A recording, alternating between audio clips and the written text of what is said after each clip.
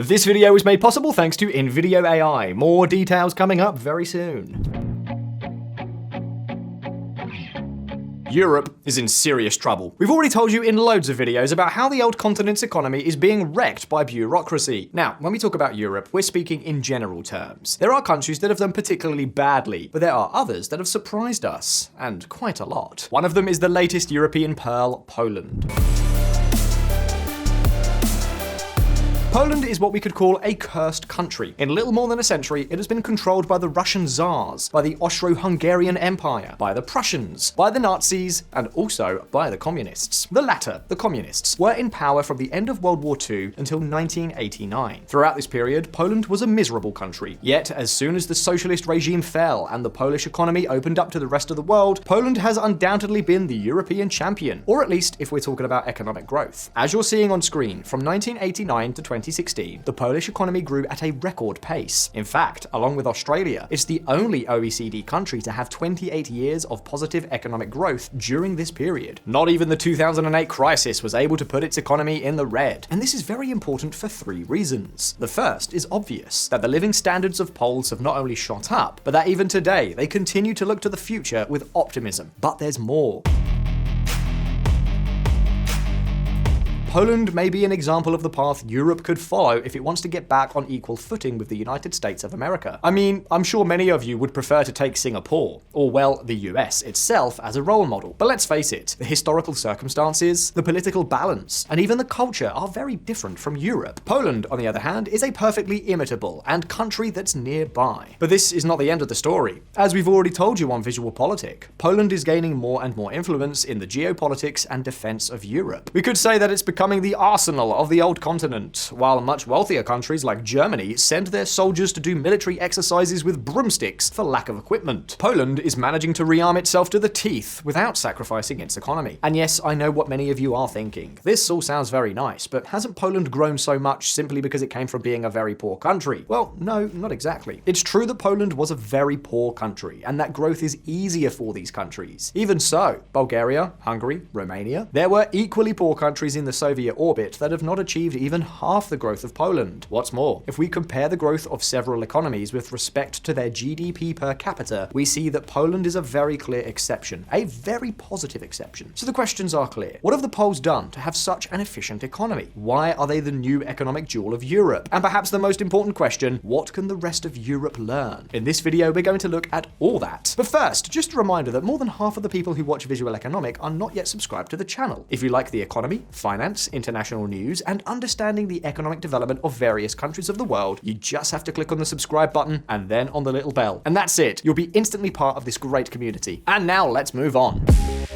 After years of making YouTube videos, I've seen just how much goes on behind the scenes. Recently, we found a game-changing tool, InVideo AI. InVideo AI V3 brings advanced generative features, enabling you to express your ideas in the form of stunning videos, just like we do. The kind you've always wanted to create. The kind you'd be excited to share within your peers, in the most seamless, intuitive way possible, irrespective of whatever skill level you are at. For example, you can ask it to create a 45-second emotional commercial about candles in soft anime style. Inspired by your favorite anime. Let the scent transport you. But that's just the beginning. InVideo AI V3's generative capabilities can bring any idea to life, whether it's dramatic stories, product ads, educational content, and more. Unlike traditional video tools with steep learning curves that only solve for parts of your video creation process, InVideo removes all friction, letting users focus entirely on their vision and their idea. With unique features like voice cloning to narrate your videos in your own voice, it sets a new standard for video creation. And here's the best part. You can try InVideo AI for free. But if you want to use their generative capabilities, I highly recommend that you go for the generative plan that starts at $96 a month. It's the one that I have, and gives you the most bang for the buck, with 15 generative minutes. This will save you hundreds of dollars that you would otherwise spend on editing, animating, and other production costs. If you're already an InVideo user, you can simply go to the add-on section and buy generative seconds. And now, back to the video.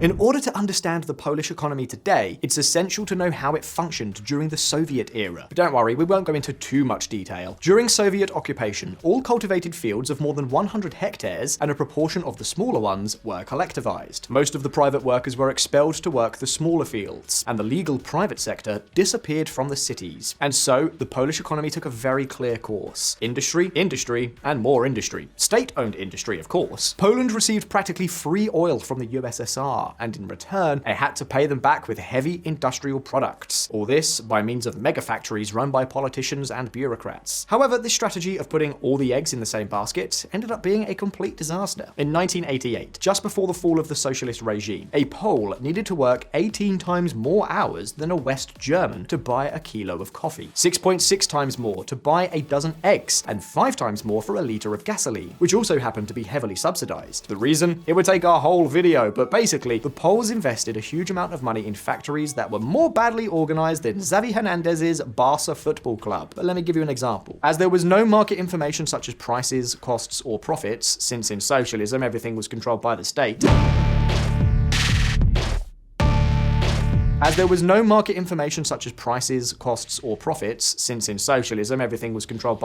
factories operated with targets such as weight. That is, instead of working with monetary objectives, factories had to produce by volume. A nail factory, for example, had the objective of producing X tons of nails, and if it did not achieve the target, its workers were punished. The outcome? Factories began using far more steel than necessary to make their products heavier. Specifically, for every $1,000 of production, they used 135 kilograms of steel, while countries such as the United Kingdom only used 40 kilograms. The situation was so absurd that even Mikhail Gorbachev himself complained that the Poles were using twice as much metal and 25% more fuel than necessary. And these were very conservative figures. However, Poland did have two important advantages. The first was a very high level of education for such a poor country, partly due to the communist regime's emphasis on primary and vocational education. And regarding the second one, do you remember those agricultural workers in the private sector? Well, between protests, they were gaining more and more rights, to the point that Poland ended up being the country with the largest private sector within the Soviet orbit. This occurred, above all, in the 1980s, when the government had to face several economic and social crises. It is in this context, with a tremendously inefficient economy, but also with a lot of potential, that in 1989, the trade union movement Solidarity won a victory in a semi-free election that marked the end of the socialist regime. Now it was time to rebuild the country. And as we usually say around here, no sooner said than done. They didn't waste a single minute, and as soon as they came to power, the finance minister, Leszek Balcerowicz, got down to work on some shock therapy with a very unoriginal name.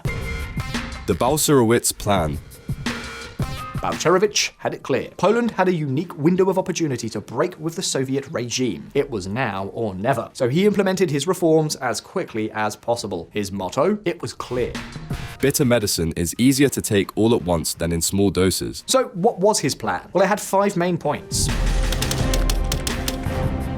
As a good former socialist country, Poland had a skyrocketing deficit of 7%, loads of public spending. Balcerowicz nipped that in the bud. In the end, the Polish government ended up with a surplus of 3%, so the macroeconomic adjustment was 10 points of GDP, a real thrashing similar to Malay's adjustment in Argentina. However, after a couple of years, the deficit returned, but we'll talk about that later in this video. For now, let's continue with the Balcerowicz plan.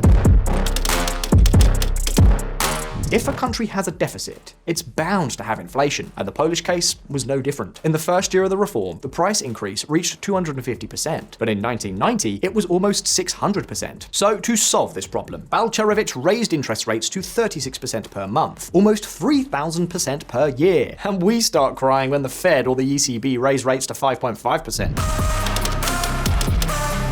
Again, as a good ex-socialist country, the economy was replete with subsidies and price controls. For example, bread was heavily subsidized. It was practically free. In fact, it was the only product that was cheaper in Poland than in the Federal Republic of Germany, if we calculate the prices according to the hours of labor needed to buy it. Well, since bread was so cheap, it was more profitable for the farmers to feed it to the animals than to buy grain. In other words, the raw material was more expensive than the final product. As you can imagine, this created massive inefficiencies, and so Balcerowicz removed price controls and subsidies.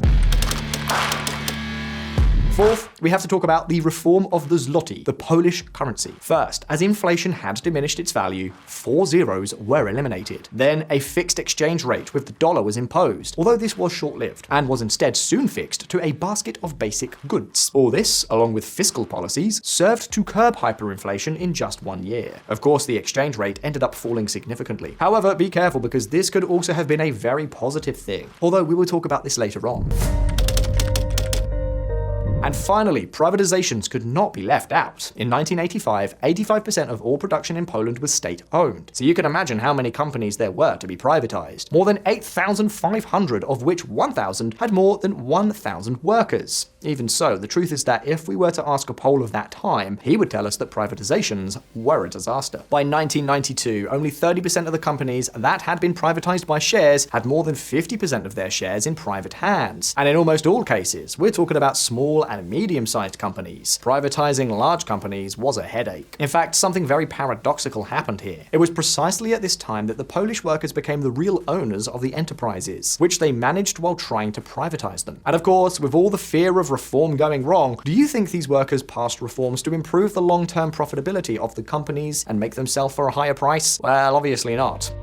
The timeline of the workers, and thus of the managers' decisions, became increasingly short. The results were excess employment, the nearly total appropriation of income and wages, and few restructuring initiatives. In short, the Balcerowicz plan was a Polish version of what Milei is doing in Argentina, freeing prices, ending the deficit, even temporarily, cleaning up the debt and the currency, and privatizing state-owned enterprises. In just 2 years, the weight of the private sector exceeded 50% of the economy. In some sectors, such as commerce, it went from 10% to 70%. In Poland, however, there was an additional problem that almost caused the whole transition to fail: the collapse of Comecon. Comecon was something like the Soviet Marshall Plan, an economic alliance of countries close to the USSR that even had their own currency for trading with each other. As you can imagine, almost all international trade between these countries passed through here in one way or another. For Poland, the collapse of Comecon, and in general of almost all pro-Soviet countries, meant that its imports became 160% more expensive, and it also lost 40% of its exports. This caused a brutal economic shock that further upset the accounts. And of course, this was not the only shock the Polish economy was experiencing. It is often said that Poland is the textbook example of the shock doctrine. That is, the idea of undertaking the whole economic transition at once, similar to what Milei is now following. Although, as we have been seeing, this was not so much the case. The reforms were quick, yes, much quicker than in other countries of the Soviet environment. Take, for example, all the videos in which we've talked about why Ukraine is so poor and corrupt, but they were not such a rapid shock. Privatizations took several years, and the initial macroeconomic adjustment was soon replaced by a much milder one, the Kolodko plan. Kolodko, the finance minister who replaced Balcerowicz, had a completely opposite ideology. He put much more emphasis on the need to make all these reforms, but with much more resources devoted to the welfare state. However, although he changed some reforms, he continued rowing in the same direction. And this is fundamental, because over the years, there has been a succession of every radical pro-market political parties in power. Other more moderate ones, lifelong social democrats, and even socialist parties. But none of them have made a 180-degree turn of the rudder. The result is what we told you earlier. The adjustment was tough, yes, and even today, economists still debate whether it could have been done better. But once the ordeal was over, Poland continued to grow every year, and at a very good pace. Of course, the European Union has also played a key role here. Not only has it offered a huge market, but it has also provided aid that is estimated to have increased the country's GDP growth by 0.5 to 1% each year. What's more, all this aid to Poland has been greater than the Marshall Plan. However, it's true that Poland had a few years of spectacular economic growth even before joining the European club in 2004. But by now, many of you will probably have a question. Yes, this is all well and good, but it's very generic stuff. So far, it seems that Poland became just another European country. So what did Poland do to differentiate itself? What did it do so that even today, its economy is still going full steam ahead? The Polish model. Remember when we told you that the depressed exchange rate could have been an advantage for Poland? Well, the reason is very simple. Following the economic transition, Poland specialized in one thing: exporting. Exports went from representing 25% of GDP to 60%, and they haven't stopped increasing. We're talking about a greater presence in the economy than in other exporting giants, such as South Korea. Exports that also have a fairly high added value. In fact, it's one of the fastest growing countries in this metric in Europe. And what kind of currency is preferable for exporting? Exactly, a weak currency that cheapens your product for the rest of the world. What's more, it also helped that since local demand was so depressed because the citizens were very poor, companies had to look abroad for their customers. However, despite an export model similar to that of South Korea, these two countries are like night and day. Because if I were to ask you about Korean brands, I'm sure you could spend all day giving examples. Samsung, Hyundai, LG. Now, can you name a Polish company? Perhaps the best known is CD Projekt, the video game developer behind The Witcher and Cyberpunk 2077. And don't get me wrong, they are great games, at least if you didn't try to play them just after release. But they're not what you think of when you ask about big exporting companies. And that's because while South Korea focused on building its own brands, Poland focused on attracting foreign investment. In other words, the reason you don't know Polish brands is because the companies that are producing in Poland are not local. They are, for example, car brands that moved their factories there. The question is, how did Poland manage to attract so much investment? And take note, because we aren't talking about financial investment to evade taxes or simple changes in the ownership of Polish factories. We're talking about good investment, the kind that creates direct jobs. Well, that's not much of a mystery either, with special economic zones.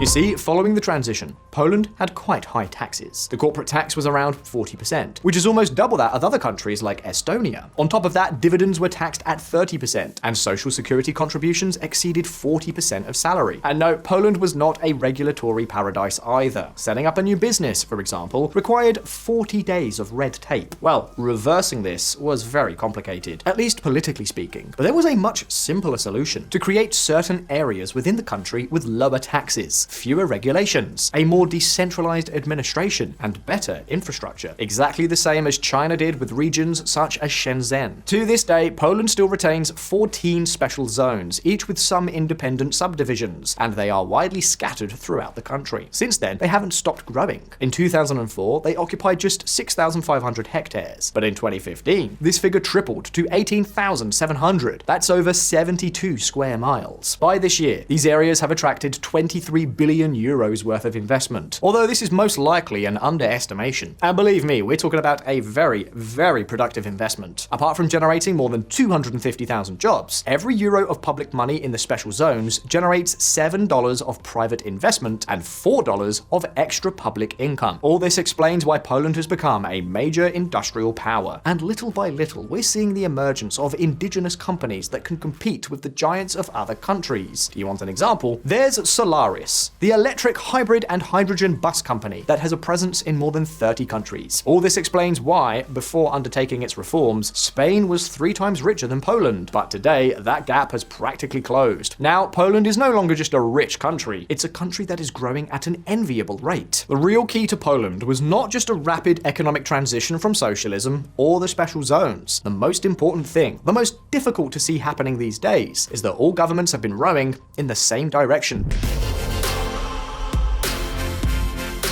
Taxes have been reducing over time. Remember the 40% corporate tax? Well, today it's 19%. They've been very careful with the sustainability of government accounts. Austerity has allowed them to pull out all the stops, and in part, it's what allowed them to survive the 2008 crisis. A healthy government that was able to spend when the chips were down. What's more, instead of having century-old companies that are heavily subsidized, Poland has attracted investment to compete in the international market. On top of that, Solaris has succeeded right where European companies are having the hardest time: in the electric vehicle sector. And to put the icing on the cake, it also appears that Poland has been the only country to have a functioning public birth rate promotion program. Normally, governments that want to increase the birth rate focus on giving people money to have their first child. So what's the problem with that? The problem is that in most cases, such as Hungary, families simply bring forward the date they have their children to collect the money, but then have no additional children. In Poland, they've done it differently. The Poles have encouraged families who already have 2 children to have 3. Children that they would never have had without public aid. And absolute success. In conclusion, Poland is the perfect example of how to attract productive investment to export goods and services competitively. And all this has been achieved by maintaining a welfare state at the level of any other European country, but with austerity, low taxes, and a reliable government over time. But having come this far, it's now your turn. Did you know about the economic transition of the 1990s? Do you think it was too rapid a shock? Or should they have put the pedal to the metal more? Will we see Poland in a few years' time as the new European industrial powerhouse? You can leave me your answers in the comments. And as always, if you found the video interesting, please like it. And don't forget to subscribe to Visualeconomik.